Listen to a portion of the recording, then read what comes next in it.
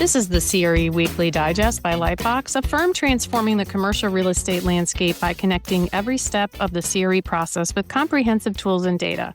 I'm Martha Kocher with Manus Clancy and Diane Crocker.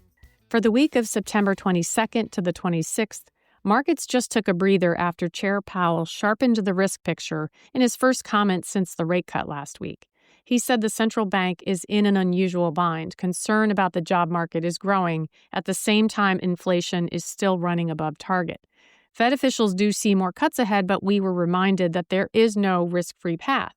And when he said that equities look, quote, fairly highly valued, that helped cool sentiment after record highs, with tech leading the pullback. Manus, for commercial real estate, it looks as if we're going to have a controlled drop in rates. How do you think this is going to play out in the fourth quarter? Well, Fed Chair Powell did say that he anticipates having 2 more 25 basis point rate cuts over the remaining 3 months of the year. So he's already signaled that it's likely that we'll see another 50 basis points between now and New Year's Day. That gave the markets some soft certainty, if you will, that short-term rates are coming down. But that means nothing really to long-dated treasuries, which are such a big driver of the CRE market. If you go back, if you rewind to September of 2024, we saw that 50 basis point rate cut. There was a very short sugar high where the yield on the 10-year treasury dropped, but shortly thereafter, it ran up to close to 100 basis points over the next few months. And what we've seen since this 25 basis point rate cut a few days ago is more of the same. I think we were at about 4.04% before the Fed announcement on the 10-year treasury. We had a very brief sugar high only for about 45 minutes after the announcement where the 10-year went below 4%. But since then, it has moved up to 4.14, 4.15%. So bond investors, I think, rationally are saying to themselves, there is some risk here. The risk here is that the Fed lowers too fast. It triggers a speculative frenzy of buying of risk assets, whether that is stocks, crypto, CRE, and that leads to a new round of inflation. Let's not forget that cheaper money means more deals will pencil, right? At least if you're using short-term debt for your financing. Short-term lower rates means maybe a firming up of property value. That means that maybe CRE investors are chasing the next investment.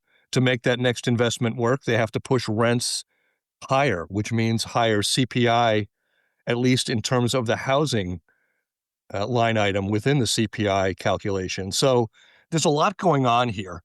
And I do think that the bond market isn't wrong. I think that there's not a straight line between a 75 basis point cut in the short-term treasury rates, or the overnight rates, I should say, from the Fed, and a 375 treasury. It just doesn't work that way. Yeah, it's an interesting week. Everything feels, man, it's like it's all over the board. You know, I think on the 10-year, you're right.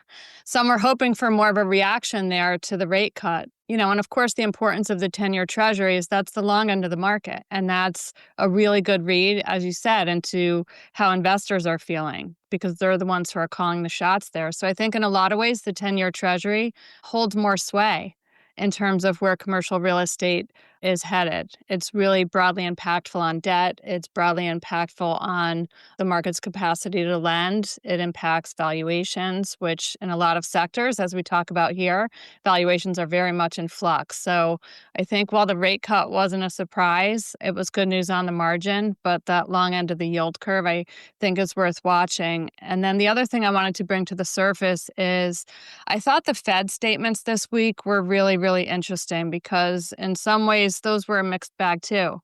You know, you had Fed Chair Powell, you had Fed Governor Bowman. They both made statements, and it was kind of like these dueling dashboards. You know, Powell seems to be watching prices very closely, as he has been, noting that tariff effects are lagged and they could keep inflation a bit higher over several quarters. So while he's watching prices, Bowman came forward to say that she's watching paychecks. She sees any tariff impact on prices as small and relatively short-lived, but she's concerned that the labor market is starting to look more and more fragile. So I'm very curious to see what the PCE report says on Friday, because that could decide who gets the mic next. And I think if it comes in hotter than expected, that could definitely throw future rate cuts into question. I do think that your remark just now about things being all over the board is spot on. I like to keep that one on the short list of things that we discuss over the next couple of weeks, because you do see so many countervailing winds right now that on the one hand, we're seeing unemployment and labor weakness. On the other hand, we're seeing stocks at all-time highs. Martha, I know you have a data point about PE ratios being near all-time highs. I'm interested to hear that soon. So you do have this real dichotomy. On the stock side, you probably have a really nice wealth effect where people are feeling wealthy right now and willing to spend on new items regardless of price. But on the other hand, we do know that jobs are harder to come by. So how do you balance those two things? Man, she mentioned PE data point. Powell obviously was referencing the all-time record highs of equities right now. He's absolutely right. And there's data, obviously, to support that. One of the data points that was interesting that came out this week was known as the CAPE ratio, which is a cyclically adjusted price-to-earnings ratio. It's at an all-time high compared to the year 2000. And if we all remember what happened in the year 2000, there was the dot-com bubble. And if you look at this, the reading of 40, investors are paying $40 for every dollar of average inflation-adjusted earnings over the past decade. That means for every dollar of profit, investors are willing to pay $40 in stock price today. Now, today's market isn't what it was in 2000. We've got a number of differences. Today's big tech companies are producing massive durable profits. This isn't the era of pets.com. And in 2000, the Fed was tightening into an overheated market. So today, we're coming off peak rates. But it does give us a reminder that we are in historically rich territory. We are in historically rich territory. There's no doubt about this. When you talk about us not seeing this since 2000, that takes us through a lot of economic cycles to say that this is the frothiest period since before the iPod. So it is a concern. And I do think that investors are completely discounting a couple of things that could bite them in the long term. I was watching CNBC this morning. They had Gabriela Santos on, who is the chief investment officer of the Americas for JP Morgan. And she said there's two things going on right now that investors are not really considering when you're talking about this 40x PE ratio. Number one is only now are investors starting to get a sense that the capex involved in building these AI products is going to be so extraordinary that that will undoubtedly weigh on earnings in the near term, that the profits may follow, but the expenses are going to be through the roof, which will weigh on those corporate profits. The other thing she said is her data is showing that most companies are paying the tariffs and are watching margin contraction. This is particularly true of consumer goods in the US. That is the other side of the earnings coin, that if that's the case and her data is correct, then in that segment of the market, you should also see earnings compression as companies pay these tariffs. So you really have a little bit of whistling past graveyards right now with investors paying this 40x on the hope that this AI drives a whole new range of internet-like profits like it did 20 years ago, but they are completely overlooking some of the pitfalls that could happen. And let's not forget, right, some of those early bets on AOL and Yahoo didn't exactly pan out in the long term. It was somebody else who really made the money on the internet, not those first movers. The other element that's happening, Manus, is even though prices are higher as tariffs hit, we're starting to see impacts on the way that consumers are spending. So let's talk about FedEx for a minute, because their latest earnings just came out. And it's interesting to read about FedEx's earnings and the commentary that went with it, because it really does kind of give us this read into consumer behavior. So in terms of FedEx's corporate earnings, They beat Wall Street estimates, so that's a plus. Their revenue was up a modest 3% to $22 billion. Their earnings per share, though, came in stronger than expected. And part of the reason is that U.S. package volume climbed 5% year over year. So that's a sign that domestic e-commerce is holding steady, even if some of their international shipping lanes softened a bit. So when I read that and I think about what it means for consumer spending, I'd probably characterize it as fine, not frothy. I think consumers are still filling their online carts, but their spending isn't necessarily as extravagant as it has been. They're buying things that they need for everyday purposes, a steady stream of spending, but they're being more value conscious. They're watching price points, they're watching total costs. So I think watching FedEx's earnings over time will be really interesting to see if consumer spending is starting to wane a little, which I think is unlikely as we're heading into the holiday season. But maybe it's more of a crafty kind of Christmas where we're making each other Christmas presents instead of spending big. Well, you bring up the holiday season, and I do think that this is a more important one than most. We always look at this season a lot. We want to see if sales are up. We want to see if prices are up, how much discounting is going on, and so forth. But what we haven't seen yet, I don't think, is the true impact of the tariff on the earnings. And I do think we will see it during the holiday season. If you think about the flow of goods this way, if you think retailers were stockpiling inventory in the first quarter in anticipation of tariffs being announced in the spring, then the passing on of higher costs would not have been showing up in May, June, July, August, right? They would have been burning through inventory.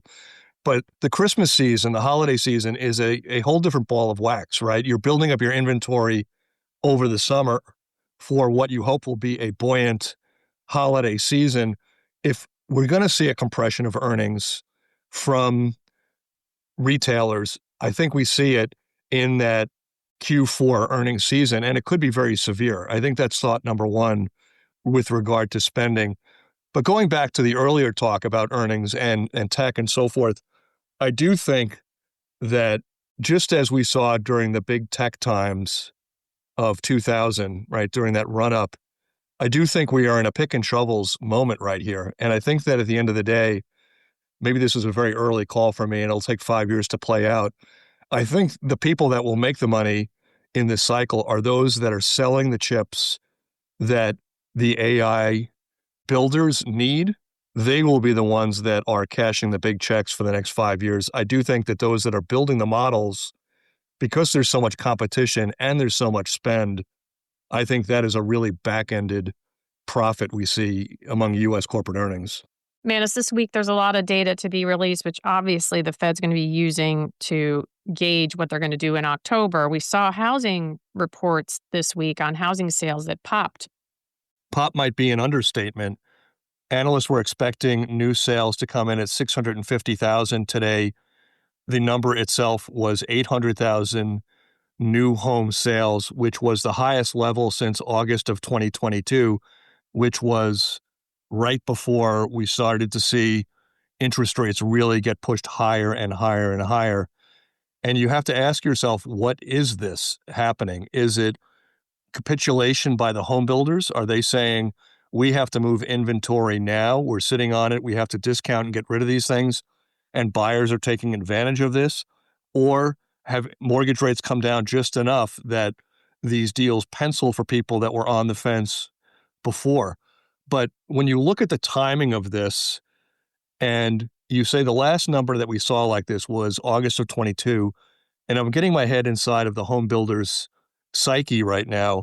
If you're in August 22 and you see rates shooting up for the foreseeable future, you're probably in heavy discounting mode at that point too. And you're saying, we got to move this inventory while the getting is good. And that probably led to that August 22 print.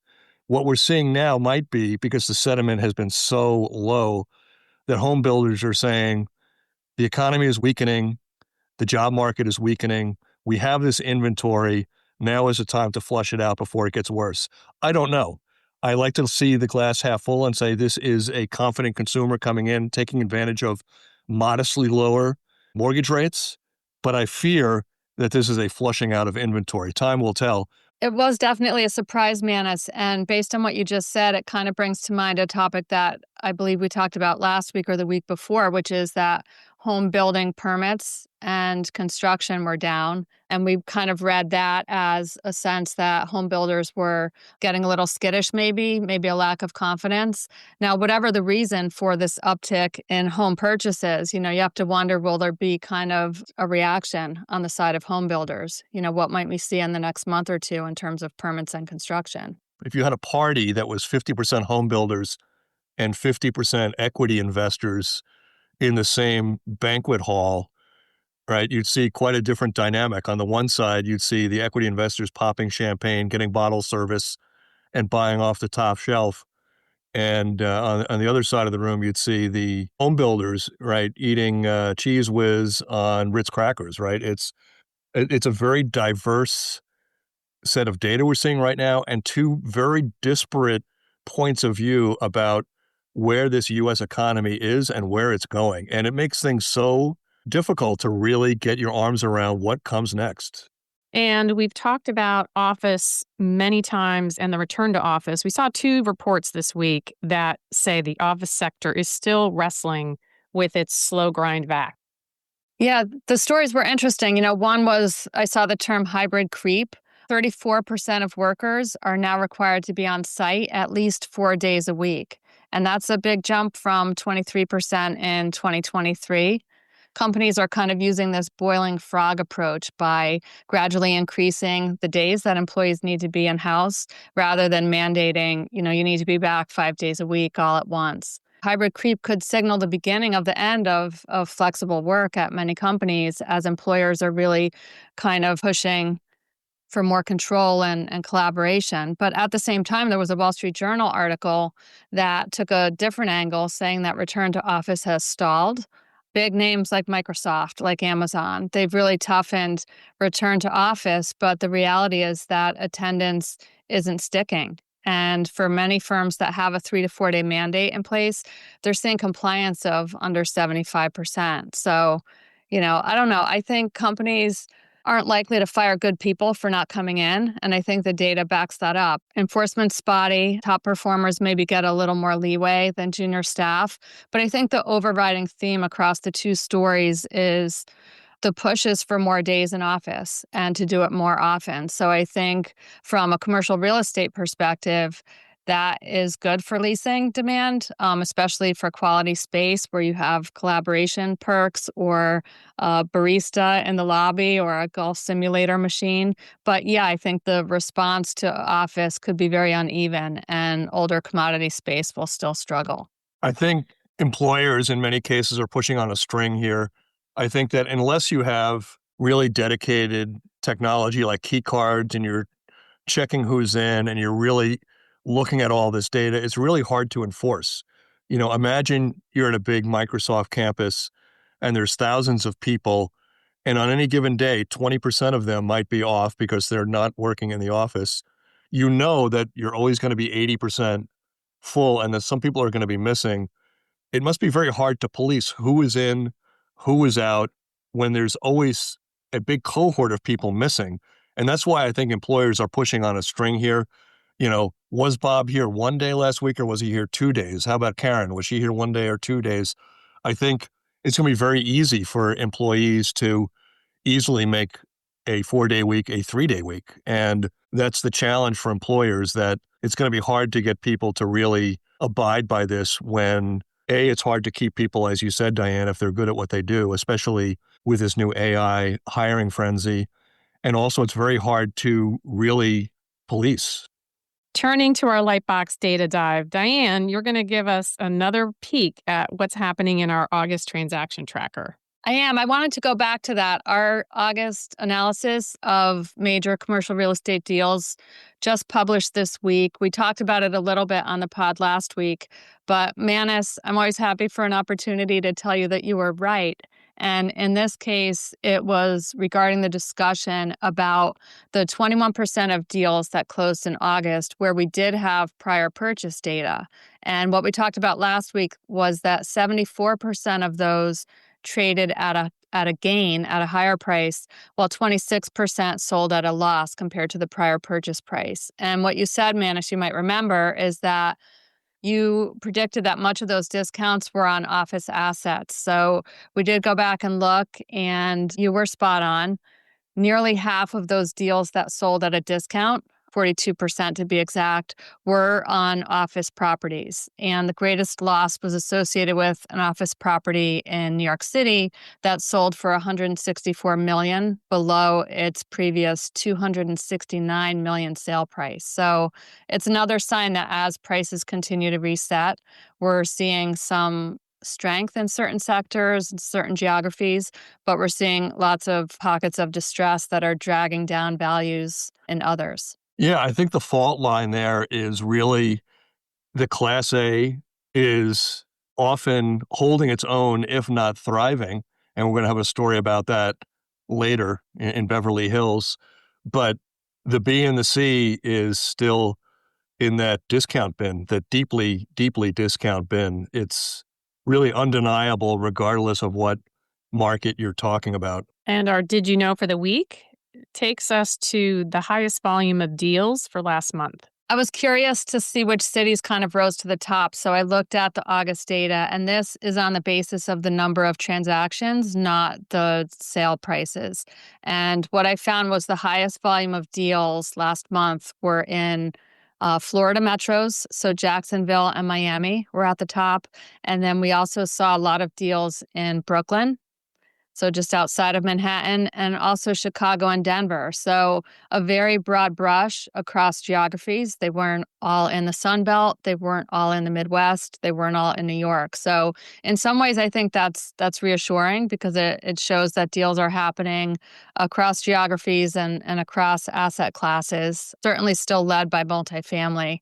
So the report came out this week. If you want to see some of the names behind some of those big deals, check out the August transactions report. And of course, Martha, September closes next week. I can't believe it. And that is the end of the third quarter. So that means we'll be seeing our September CRE activity index very soon. And that will be the first sign of what that interest rate cut did to commercial real estate's momentum. I don't know if this is admirable or pathetic, but I will say that I do look at property sales like a lot of guys my age look at their fantasy football team. How many yards will this guy gain this weekend? How many touchdown passes will this quarterback throw? For me, it's how much will this Class C office building that was built in 1935 in Charlotte sell for? And that's a long-winded way of me saying that in looking at the tea leaves this month for the September sales, I do feel like we're not seeing things go through the roof. We're not seeing a huge uptick after a slowish August, which was predictable, where, sales kind of level off because of the late summer vacations. But I do feel like it's very, very steady. So whatever turbulence we've had in the market, from interest rate volatility, bumpiness over tariffs, geopolitical events, doesn't seem to be impacting yet the velocity of sales. It seems to be very, very steady, akin to what we were seeing in June and July. That's just a gut from what I'm seeing in the data, but we'll know for sure in about a week. Yeah, listen, I'll take steady any day of the week to flat or declining. And maybe if that's how September plays out for the month as a whole, maybe the story there is just many had already baked in that 25% basis point cut, because it really came as no surprise to anybody. Manis, we have a lot of transactions to cover. We're going to whittle them down to the highlights. Let's start with multifamily in Seattle. We've got some signs that the market's thawing there. Yeah, we saw two very big sales out there. The first one, a $400 million purchase of 5 Seattle area apartments. The buyer there, Security Properties, the seller, Washington Holdings. Over 900 units transacted in this particular transactions. It is one of the largest multifamily acquisitions in that region so far this year. The price implies about $450,000 per unit. So a good sale there. If you move elsewhere in Seattle, a big one, 8th and Republican. This is at the corner of 8th and Republican streets in Seattle, a Class A apartment complex. The purchase price there, $95 million, 211 units, again, equating to about $450,000 per unit. There, we don't have the buyer, but Eli Hanachek, Kyle Yamamoto, Mark Washington, Natalie Casper of CBRE, they all represented the seller there. So a couple big sales in Seattle. Perhaps that's the AI trade helping that market, right? Seattle and San Francisco, two big tech areas. Maybe that is a reason for the activity picking up there. We do have a story in the Bay Area after this. Turning our attention to Atlanta, we had a good story and a bad story. So the good story was Timberline, a property in Beaufort, Georgia, that sold for $110 million. The buyer, DBG Properties and GSL Properties, the sellers Related and Rockpoint. This equates to about $300K per unit. So that was the positive sale there. Separately in Atlanta, the negative sale was 1185 apartments. Here, the purchase price, $67 million. That was sadly down 26% from the $91 million sale in 2022. The buyer there is Pendler, number of units, almost 300, price $230K per unit.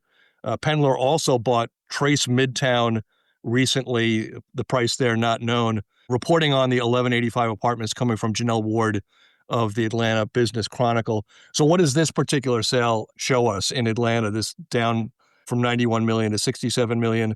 We're seeing this everywhere, right? People that bought at the peak of the market in 2022, where everybody was flush with ideas that 8% rent growth for the next 10 years was sustainable, that low interest rates were going to be the way of life for the next 5 years.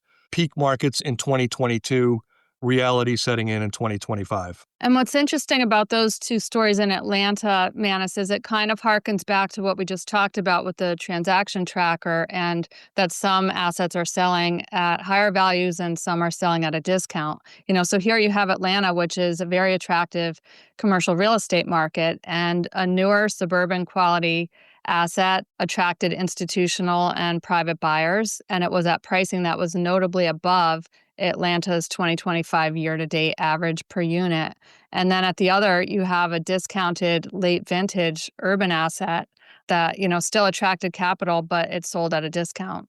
I did want to talk about one more multifamily property sale because I did refer to it just a few moments ago. In San Francisco, in the Mission District, the Madelon just sold for $119 million. The buyer there, Rubicon Point Partners, reporting came from Multi-Housing News. But the Real Deal also reported on this particular story, and their headline there was AI jobs set to feed the market. So as I was saying, perhaps those Seattle sales were a function of people feeling more upbeat about the employment market in Seattle and AI driving job gains and wage gains. Maybe the same thing is going to happen in San Francisco. Manus, let's shift to office in Beverly Hills. Even though there's a soft LA market, it seems that Beverly Hills is staying gold. Beverly Hills is immune, just like Class A offices around Grand Central Terminal in New York are immune from the downturn. We've seen this before. The subject property here is 345 North Maple in Beverly Hills, 75% occupied. This sale was announced in July, but there was no sale price attached to it, and the buyer was unknown. It has since been reported by Commercial Observer that the sale price was $205 million. The buyer is Kilroy, and the sales price equates to $770 per square foot. And it's that $770 per square foot, which is really the headline. We've seen in San Francisco the market go from an $800 a square foot market to $300 a square foot, even for really highly regarded and well-located space. In Los Angeles, we've seen that drop to a $200 a square foot market or $150 a square foot market, down from $400 or $500 a square foot a couple of years ago. But here you have in Beverly Hills a 75% occupied property at over $700 a square foot. It just shows the real dichotomy between A, B, and C right now, and location, location, location. in the office segment. With that, let me throw over another positive sale in the hotel market to Diane. We've talked before on the pod. I happen to really love Nashville. And so a story that caught my eye this week in the hotel sector shows that investors do too. In this particular story, Castle Rock Asset Management sold its remaining 50% stake in the Bobby Nashville to Music City Venture for $72 million. That pegs the hotel at about $144 million total, and that is roughly $1 million per key. So this is a 144-room boutique. It's a block off Broadway, rooftop scene, the whole like music vibe. And like a lot of assets in Nashville, it was a historic conversion. So it still kind of has that historic feel. So, I think this isn't a distressed flip. It's a local owner that's really doubling down on a brand and a location and a historic asset that really performs. It's only a block away from Broadway where all the action is. And just, far enough for visitors to sleep. And that's classic Nashville. So this is a good deal. That $1 million per key really got my attention. You don't see that in markets other than New York and San Francisco. That's an extraordinary number. But I have to pivot here, Diane. I have to ask, when you're in Nashville, are you old Opry? Are you karaoke? Are you line dancing? What's the vibe when Diane Crocker goes to Nashville? I'm very particular, but I was raised on the oldies like Willie Nelson and Chris Christopherson, Janis Joplin. So I lean more toward that than the Garth Brooks scene and the more kind of contemporary country singers. And we'll close on a sweet note. Literally, Prologis is marketing the Tastykake bakery and distribution facility in Philly's Navy Yard. I, of course, grew up in Philly, so I got a little concerned when I saw this news. But fear not, the company is going to remain a tenant. So I'm a butterscotch crimpet lover, so I'm happy to see that Tastykake is not leaving. It's a funny thing. Tastykake, so big in the Philly area, kind of an also-ran in New York, right? New York is much more a Hostess, Devil Dogs, Ringdings, Yodels type of market. So I'm intrigued. I do see a small display of Tastykakes in my local Ingles down here in South Carolina. I may be tempted to dip my toe in the Tastykake set of offerings next time I head in. Manis, you left Little Debbie's off the list. I remember Little Debbie's from when I was little. We didn't have Tastykakes in Connecticut, though. That is a relatively new brand. My mom was a master baker, so things like Hostess and Little Debbie's were forbidden fruit. So I remember going to my friend's house, and I thought it was so great that they had those yellow Hostess cupcakes on their counter. The whole New York scene is just loaded with great bakeries as well. So if you had a choice between walking into a bakery and getting a crumb cake or a cream donut or one of those really amazing jelly donuts, or going into the supermarket and getting a devil dog, there was no debate, right? It was always that bakery. That's fair. And with that, we'll close. Thanks to our production team of Alyssa Lewis and Josh Bruning. Please join us every week as our LightBox team shares CRE news and data in context. You can listen on any of your favorite podcast channels and send your comments or questions to podcast@lightboxre.com. Thank you for listening and have a great week. Let's go.